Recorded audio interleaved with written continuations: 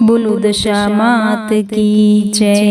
મિત્રો, આજના વિડીયોમાં દશામાની સુંદર કથા સાંભળીએ, સાથે દશામાની આરતી અને દશામાનો થાળ સાંભળીએ। દશામા વ્રતના 10 દિવસ આ કથા સાંભળવાનું મહત્વ છે। કોઈ કારણોસર દશામાનું વ્રત ન થઈ શક્યું હોય તો આ કથા સાંભળવા માત્રથી મા દશામાની કૃપાથી ઘરની ગરીબી દૂર થાય છે, ધન ધાન્યના ભંડાર ભરાય છે, તેમજ ઘર પરિવાર બાળકોને સુખ સમૃદ્ધિનું વરદાન મા દશામાં આપે છે। તો પૂરી શ્રદ્ધાથી સાંભળીએ મા દશામાની કથા અને છેલ્લે આરતી અને થાળ। બોલો દશામાની જય। સુવર્ણપુરી નામની એક અતિ ભવ્ય નગરી હતી, જેમાં કર્ણદેવ નામે એક રાજા રાજ્ય કરતા હતા। તે ખૂબ જ અભિમાની અને વિલાસી હતા, જ્યારે તેમની પત્ની ખૂબ જ દયાળુ અને ધાર્મિક વૃત્તિના હતા। પતિ પત્નીના અલગ અલગ સ્વભાવને કારણે બંને વચ્ચે ઘણા મતભેદ અને મનભેદ રહેતા હતા। રાણીને રાજાનો સ્વભાવ સહેજ પણ ગમતો ન હતો। તે રાજાને વારંવાર સમજાવતા હતા, પણ બધા પ્રયત્નો નિષ્ફળ જતા હતા। રાજાનો મહેલ નદી કિનારાની નજીક હતો। એક દિવસ રાણી રાજમહેલના ઝરૂખામાં બેઠા હતા, ત્યારે તેમણે નદી કિનારે કેટલીક સ્ત્રીઓને કંઈક પૂજાવિધિ કરતા જોઈ। આ જોઈ રાણીને આશ્ચર્ય થયું।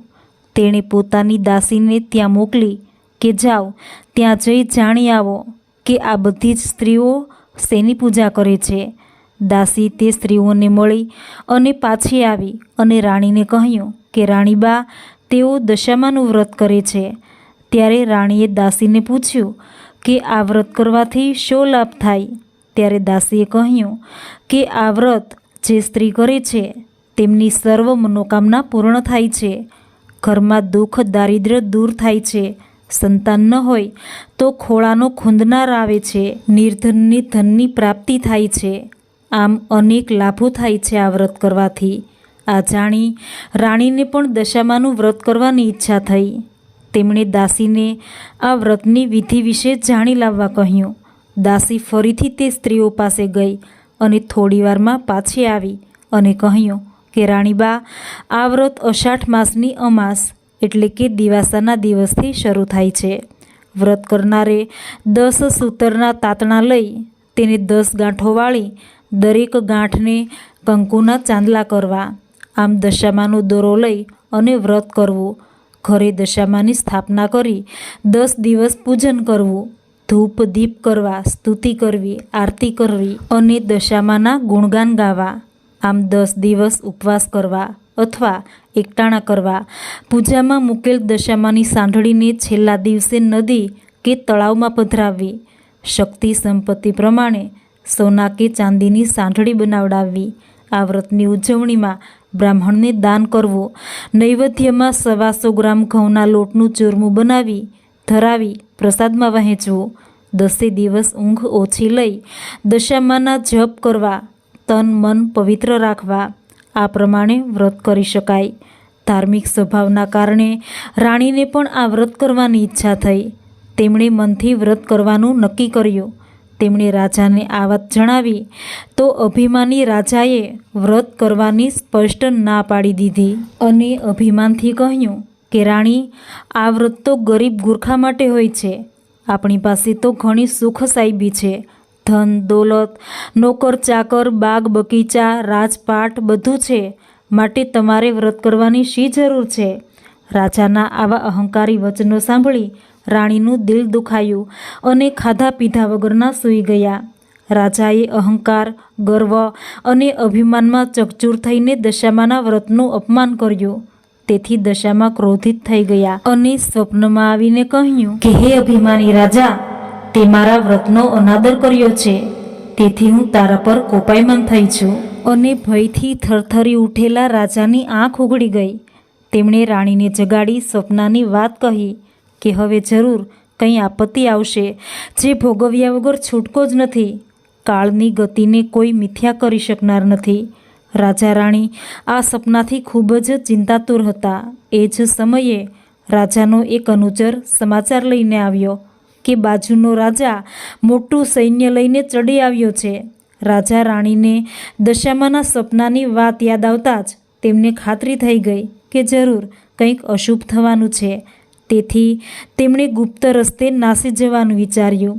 તે પોતાના બંને દીકરા તેમજ રાણી સાથે ગુપ્ત માર્ગે જંગલમાં જતા રહ્યા। આ તો રાજકુટુંબ છે, ક્યારેય ચાલ્યા ન હતા, માટે તેઓ ખૂબ જ થાકી ગયા। તેમની પાસે પગમાં પહેરવાની મોજડી પણ નથી। અણીદાર કાંટા પગમાં ભોંકાય છે। ઝાંખરાના કારણે વસ્ત્રો પણ ફાટી ગયા। ફૂલ જેવા કુમારો ધોમધખતો તાપ સહન કરી શકતા નથી। પેટમાં ઘણી જ ભૂખ લાગી છે, પણ અન્નનો દાણો નથી। તરસ પણ ખૂબ લાગી છે, પરંતુ પાણીનું એક ટીપું નથી। સૂર્ય મહારાજ મધ્યાહને આવીને આગ વરસાવી રહ્યા છે। રાજા રાણીથી નાના કુમારોની આ દશા જોવાતી નથી। એવામાં તેમની નજરે એક વાવ પડી। રાજા રાણી બંને કુંવરોને લઈને વાવમાં પાણી લેવા માટે ઉતર્યા। કુંવરો 7 પગથિયાં ઉતરી અને 8મા પગથિયે જ્યાં પગ મૂકવા જાય છે, ત્યાં તો દશામાએ બંને કુમારોને વાવમાં ખેંચી લીધા। રાજા રાણી આ જોઈને ખૂબ જ ગભરાઈ ગયા। રાણી તો છાતીફાટ રુદન કરવા લાગ્યા। રાજાથી રાણીનો આવો કારમો વલોપાત જોવાતો નથી, પરંતુ એ લાચાર હતા। તેઓ રાણીને આશ્વાસન આપી સમજાવે છે કે રાણી, વલોપાત કરવો છોડી દો, ધીરજ રાખો। માતાજીનો ક્રોધ શમશે ત્યારે સૌ સારાવાના થશે। રુદન કરતી રાણીને સમજાવતા રાજા આગળ ચાલ્યા। બંને જણા ભૂખ, તરસ અને બંને બાળકની વેદનાના કારણે ખૂબ જ થાકી ગયા હતા। તેથી રસ્તામાં આવેલી એક વાડીમાં થોડીવાર વિસામો લેવાનું વિચાર્યું, પરંતુ જેવો તેમણે વાડીમાં પગ મૂક્યો કે તરત જ વાડીના બધા જ ફૂલો કરમાઈ ગયા।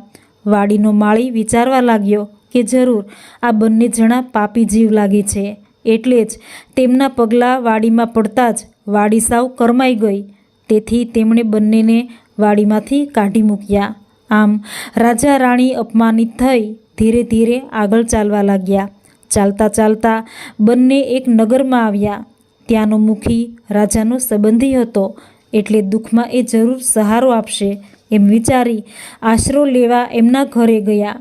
પરંતુ દશામાના કોપને કારણે એ મુખી રાજાને ઓળખી શક્યો નહીં અને તેમને ભિખારી ગણીને ગામની બહાર કાઢી મૂક્યા।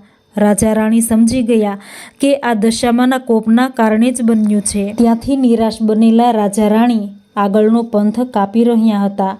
તેવામાં રાજાની બહેનનું નગર આવ્યું। રાજાને થયું કે મારી સગી બહેન તો દુઃખના સમયમાં મને જરૂર સાથ આપશે। તેમણે પાદરે પોતાની બહેનને સંદેશો મોકલ્યો કે તેનો ભાઈ આવ્યો છે। બહેને પોતાના ભાઈને સોનાની ગાગરમાં સુખડી મોકલી અને સાથે સોનાની સાંકળી મૂકી, પરંતુ માના કોપના કારણે સોનાની ગાગર પિત્તળની બની ગઈ, સુખડી કોલસા બની ગયા અને સાંકળીના બદલે ફૂંફાડા મારતો કાળો નાગ નીકળ્યો। રાજાને વિચાર આવ્યો કે મારી જનિતા બહેન કદી આવું ન કરે, નક્કી આ દશામાના કોપના કારણે જ બન્યું છે। તેથી તેમણે આ ગાગર ત્યાં જ દાટી દીધી અને આગળ ચાલ્યા। ટાઢ તડકો વેઠતા, દુઃખ સહન કરતા, કષ્ટ ભોગવતા રાજા રાણી આગળ વધતા જાય છે। ભૂખના કારણે તેમના પેટમાં આંટી વળે છે। તેમને ચાલવાની સહેજ પણ હિંમત નથી, પરંતુ શું કરે, દશામાના કોપને સહન કર્યા વગર છૂટકો જ નથી, તેમ વિચારી તેઓ નિશાસા નાખતા ધીરે ધીરે આગળ વધવા લાગ્યા। તેવામાં એક નદીના કાંઠે ચીભડાના વાડા જોયા। રાજાએ 2 હાથ જોડી વાડાના માલિકને કરગરીને કહેવા લાગ્યા કે ભાઈ, અમે 7 દિવસના ભૂખ્યા છીએ, દયા કરી અમને એક ચીભડું આપો। માલિકને દયા આવી, તેણે એક ચીભડું આપ્યું અને રાજાને થયું કે આગળ જઈ થોડો આરામ કરી શાંતિથી ચીભડું ખાઈશું અને ભૂખ મટશે। તેવામાં એવું બન્યું કે એ ગામના રાજાનો કુંવર 2 દિવસ પહેલાં રિસાઈને ભાગી ગયો હતો। સિપાઈઓ કુંવરની શોધમાં નીકળ્યા હતા। દશામાના કોપના કારણે રાજાના હાથમાં જે ચીભડું હતું તે કુંવરનું માથું બની ગયું। આથી સિપાઈઓ તેમને બંનેને દોરડેથી બાંધી રાજ દરબારમાં હાજર કર્યા।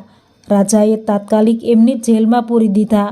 રાણીને ઘણીવાર મનમાં થયું કે મારા પતિએ દશામાના વ્રતની અવગણના કરી છે, તેથી જ કુટુંબના માથે દુઃખના ડુંગર તૂટી પડ્યા છે। માટે આ વર્ષે તો અષાઢ માસમાં દશામાનું વ્રત કરીશ. આમ માને રીઝવવાનું નક્કી કર્યું અને જોત જોતામાં 12 મહિના વીતી ગયા. શ્રાવણ મહિનો બેસવાના 2 દિવસ પહેલાં રાણીએ કેદખાનાના ઉપરી માણસને દશામાના વ્રત કરવા માટેની ઈચ્છા દર્શાવી. દયાળુ ઉપરીએ ધર્મના કામમાં ના ન પાડી અને જોઈતી સામગ્રી લાવી આપવાનું વચન આપ્યું. દિવાસાના દિવસે સવારે નાહીને રાણીએ 10 શેરનો દોરો લઈ તેને 10 ગાંઠો વાળી કંકુ લગાવ્યું. દશામાનું નામ લઈ કળશની સ્થાપના કરી. તે દોરાને કળશે બાંધી તેનું પૂજન કરી 10 દિવસ નકોરડા ઉપવાસ કરી તન મનથી ખૂબ જ ભક્તિ કરી. આમ રાણીની અપાર ભક્તિ જોઈ દશામાનો કોપ શમી ગયો. માએ તેને આશીર્વાદ આપ્યા.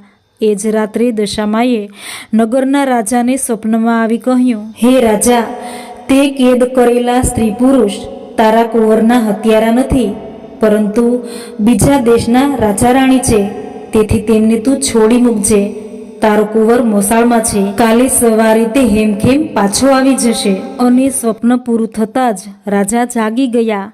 તેને ઊંઘ આવી નહીં. સવાર પડતા રાજમહેલમાં શોર બકોર થઈ ગયો કે કુંવર આવી ગયા છે. આ સાંભળતા રાજા બહાર આવી પોતાના કુંવરને ભેટી પડ્યા અને આખા મહેલમાં આનંદ છવાઈ ગયો. ત્યાર પછી તે રાજાએ બંદીવાન રાજા રાણીને માન સહિત મહેલે બોલાવી આવકારી અઢળક સંપત્તિ આપી વિદાયમાન કર્યા. રાજા રાણી રથમાં બેસી પોતાના રાજ્ય તરફ પાછા વળ્યા. રસ્તામાં તેની બહેનનું નગર આવ્યું.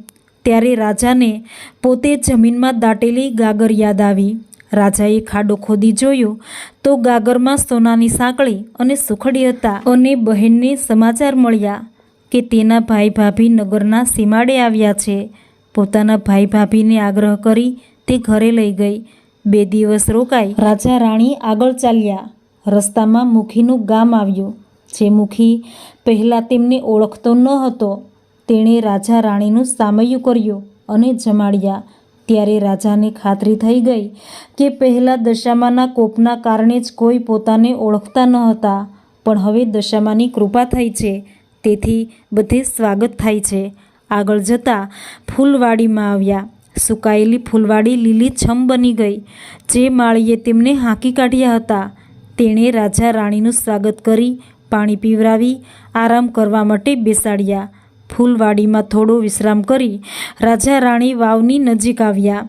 વાવની પાસે એક ઘરડા માજી પોતાના 2 બાળકોને લઈને ઊભા હતા અને રાજા રાણીએ તે ઘરડા માજી પાસે પોતાના બાળકોને જોતા કહ્યું કે માજી, આ બંને પુત્રો તમારી પાસે કેવી રીતે આવ્યા? ત્યારે માજીએ પોતાનું અસલ સ્વરૂપ પ્રગટ કરીને કહ્યું કે મેં જ તારા બાળકોને વાવમાં ખેંચી લીધા હતા, પરંતુ રાણીએ કરેલા વ્રતના પ્રભાવે હું તમારા બાળકો તમને પાછા સોંપવા આવી છું. આ સાંભળી રાજા રાણી બંને દશામાના પગે પડી માફી માગી.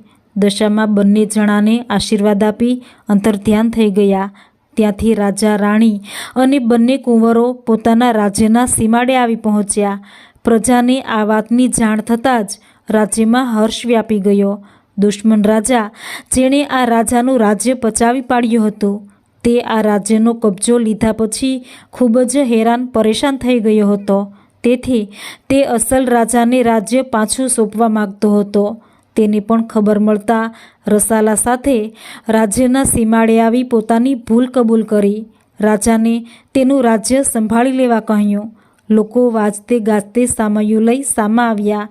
રાજા રાણી સુખેથી પોતાના મહેલમાં આવ્યા અને રાજ્યનો બધો વહીવટ સંભાળી લીધો. સૂર્યના તેજ પેઠે તેમની કીર્તિ વધવા લાગી. પ્રજાના આનંદનો પાર ન રહ્યો. આ રીતે રાણીએ 5 વર્ષ વ્રત કરી પૂર્ણાહુતિ કરી ઉજવણું કર્યું. તેમાં ઘણા બ્રાહ્મણોને જમાડ્યા. એક રૂપાની સાંઢળી બનાવી તે ગામના મોટા પંડિતને દાનમાં આપી અને તેના આશીર્વાદ મેળવ્યા. હે દશામાં, જેવી રીતે તમે રાજા રાણીની દશા વાળી તેવું તમારું વ્રત કરનાર, આ કથા વાંચનાર સાંભળનારની દશા વાળજો અને સર્વનું કલ્યાણ કરજો. બોલો દશા માત કી જય. દશામાની આરતી. હરી રે દશામાની આરતી ઉતારું, નિત્ય નિત્ય ચંદન ચડાવું રે દશામાં. હરી રે દશામાની આરતી ઉતારું, ઉતારા ઓરડાને મેડીના મોલ, ઉતારા કરવા દશામાં તેડાવું.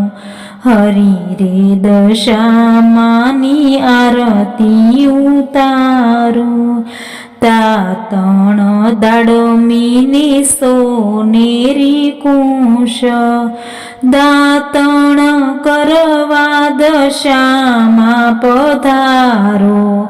હરી રે દશામાની આરતી ઉતારું, નાવણ કુંડિયુને યમુનાના નીર, નાવણ કરવા દશામાં પધારો.